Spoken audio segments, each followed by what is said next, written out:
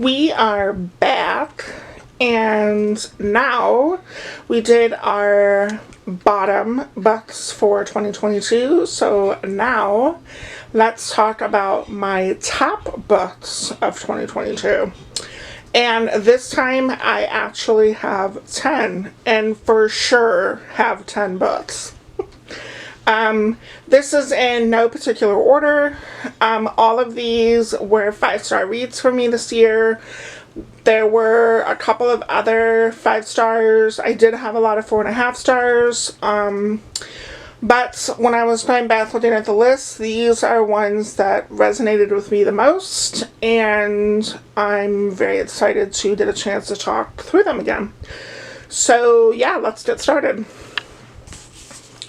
First is Tripping Arcadia by Kit Mayquest. This is a kind of gothic. A lot of people were saying it was a Great Gatsby retelling. It is not a retelling of Great Gatsby. But it does have kind of those vibes. There's, a lavish party that occurs. There is a mystery element to it, and there's some poison, if you're interested in poisons and plants and all of that kind of stuff. There is an element of that in here. This book surprised me, honestly. I was not expecting to enjoy it as much as I did. But what got me is the atmosphere. It is so well done in here. It's the perfect kind of whimsical, almost fairy tale-ish gothic setting, and it follows this main character. There's a lot of unlikable characters in here, but I think they're supposed to be unlikable. And you find yourself getting very caught up in the family drama and kind of what's going on. And I read this book so quick, I could not put it down. And of course, the cover is beautiful. And I hope Kit Mayquest writes some more books, because I will for sure pick up anything he writes. So, very excited about that one. Next is The Silent Companions by Laura Purcell. This is a ghost story. It is a shorter ghost story. It's kind of part, I'll say historical fiction, part ghost horror, and I don't think it's quite historical in the way that it takes place around historical events. I think it's more just in the fact that it's set way back when. It is 2 point of views, a past and a present, but even the present point of view is set way back. But again, the atmosphere is what gets me. It kind of covers what the Silent Companions are, and that reveal is just beautiful. And it's one of those books that you read, you come to a certain part and you're like, oh, now the cover made sense. Yeah, it's just a very atmospheric book. There is a good little plot twist in it, which I wasn't expecting for such a short book, but it did it and nailed it. I freaking love this. It was one of the first books that I read in 2022, and I've thought about it since, and I'm very interested in picking up Laura's backlist of books. I've heard really good things about all of her books. Next is Rain Shout by Pete's Jelly Clark. This is a horror novella kind of covering the KKK, and it's about a group of kind of bandits that come together to battle demons, and they have kind of uncovered a plot of the KKK to kind of take over the world, and they band together to take down the big bad guy. Again, I really like this. There's a lot of good commentary in this that was kind of disguised in a supernatural way, which I really liked that. I thought that was very cleverly done. There's some good creature horror in here, which I love. Really good depictions. I liked the two main characters. And there is kind of that big monstery showdown at the end, which I freaking loved. I have looked at this author on some of his backlist books, and most of his stuff is sci-fi fantasy, so I'm happy to have found more of a horror element, and I'll have to check out some more of his backlist stuff to see if he's got any more horror adjacent instead of more sci-fi fantasy adjacent. But I really enjoyed this. If you enjoy shorter horror fiction, I would definitely recommend this. It packs a punch for as short as it is, and yeah, it's really good. Next is The Night Shift by Alex Finlay. This is a mystery thriller, kind of serial killery. We follow a timeline where there was a killing that took place at an ice cream shop, and there was kind of a final girl, and years later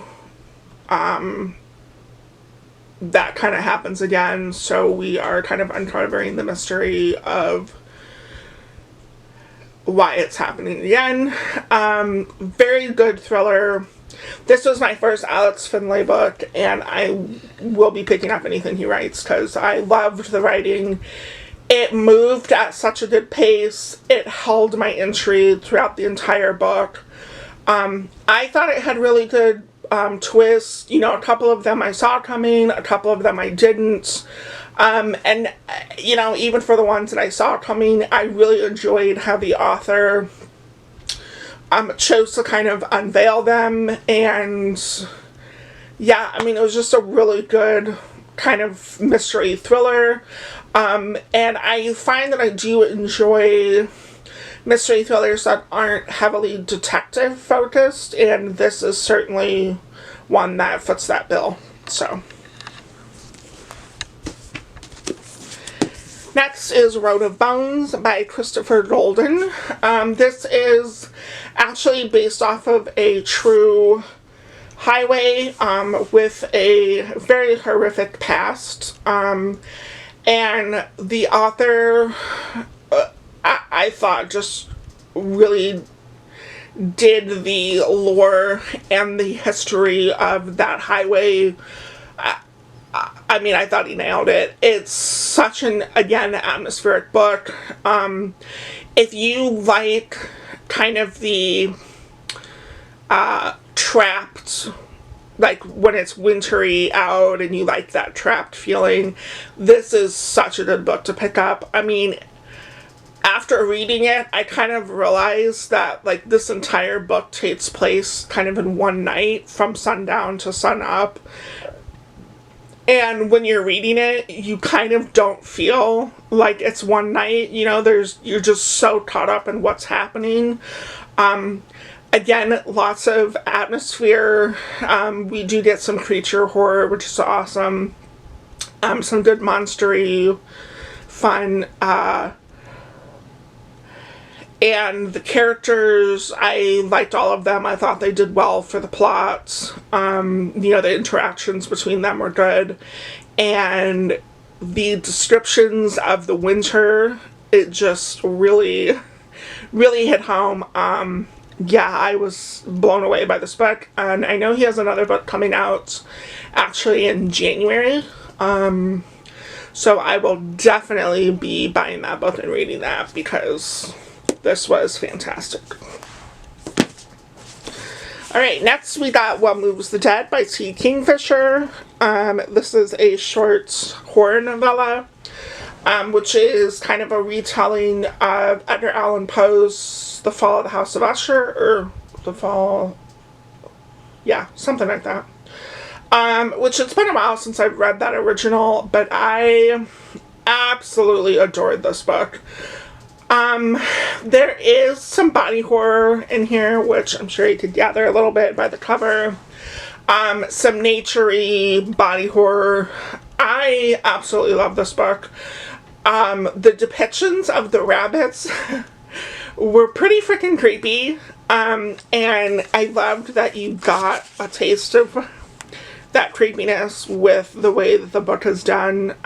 They just nailed that whole design element to the book. And again, short book, but oh, it packs a punch.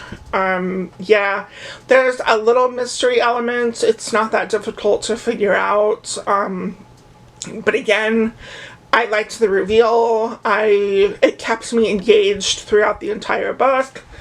There is one kind of character that's more of a scientist character that I actually enjoyed her perspective and her interaction with the other characters. It brought a little bit of humor to kind of a drab story, and I really liked T. Ken Fisher's writing, and I have placed, I think they have one or two books coming out in the 2023 that I will for sure be picking up. So, and of course, I love me some mushrooms on my covers. Alright, next we got The Last Astronaut by David Wellington. This is a first contact science fiction horror novel. And again, first contact, so it is alien themed. A group of astronauts are pulled together when a alien spacecraft is seen kind of in the outer, and so the astronauts again are pulled together to try to make contact with this alien spacecraft, and they are kind of in competition with a Chinese crew, and they kind of end up merging together in the most unexpected way possible. I really liked this because, you know, you almost feel like one of the astronauts on the crew.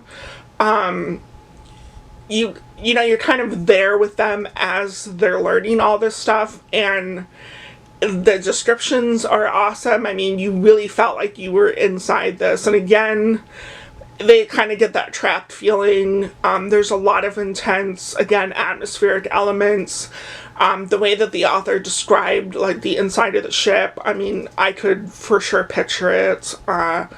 It was just very, very well done. I'm not typically an alien horror novel, but this year I've read quite a few of these kind of science fiction-y horror novels, and I'm really liking them. I like it kind of gives you that little bit of an adrenaline boost, and it lasted throughout the entire book. So I'm putting some other good conversations about just women in science and some other stuff. But yes, loved it. Very well done. I'm actually hoping to kind of reread it and do some little annotations and mark some of my favorite stuff in here. But yes, very well done. Next is Book Lovers by Emily Henry. Can you all believe I have a freaking romance book on my top list? So crazy. I'm not a big romance reader, but I will always read Emily Henry. One thing that I've said in multiple videos this year in talking about Emily Henry, one thing that she does well for her characters is the banter. And that's really what I enjoy. I love the character banter. It's flirty, it's funny, it's frustrating at times, it's witty, you know, they get the little sarcastic remarks. It's just a good time, and one thing I liked about this book, as opposed to other romance books, including other books by Emily Henry, is this was actually lighter on the romance side. It didn't focus a lot on the getting to the sex part. In fact, in one scene, she actually pushes him away and says, stop, and he does. And I appreciated that little bit of, you know, it's okay to wait on that until both parties are ready. And I respected that part of it. And I also liked that the main character was not really looking for romance. You know, she was happy and content working in her job. And she got a lot of shit for, you know, being such a strong, independent woman who was content with where she was. And although, you know, she was kind of a workaholic, she was okay with it. And I appreciated that commentary on that as well. So yeah, and Charlie, I love Charlie. He was such a great second to this type of story. He did go soft a little bit in the end, but that's okay. You know, that's what love does to you, right? So again, Emily has a 2023 book coming out. Very much looking forward to picking that up. I'm very happy I read this one. It was much needed. Alright, next we have a nonfiction. This is Viola Davis's memoir, Finding Me. This book is, you know, she really could have done a memoir that was mostly about her acting career, right? Because she's extremely acclaimed actress and has been in lots of stuff and, you know, award-winning. But I appreciated the fact that she kind of chose that as a secondary story.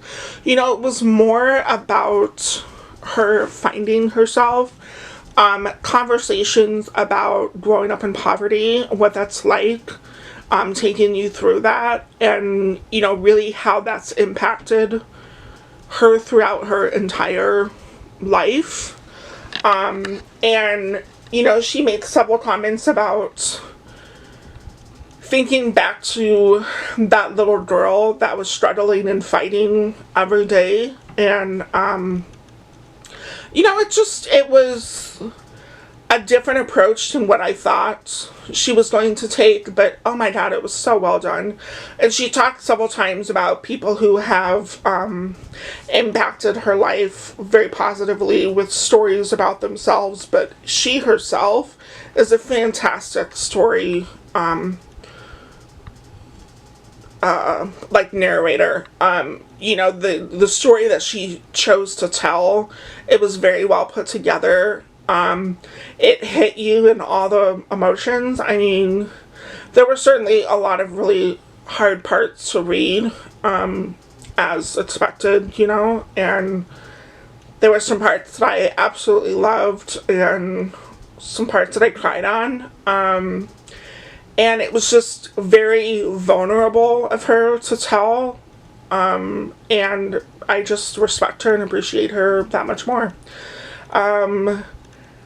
And I'm not like a super fan of hers. I've seen her in a lot of stuff. I love her acting, but now it just gives me a chance to really respect and appreciate her even more. I listened to this on audio and decided to buy a physical copy.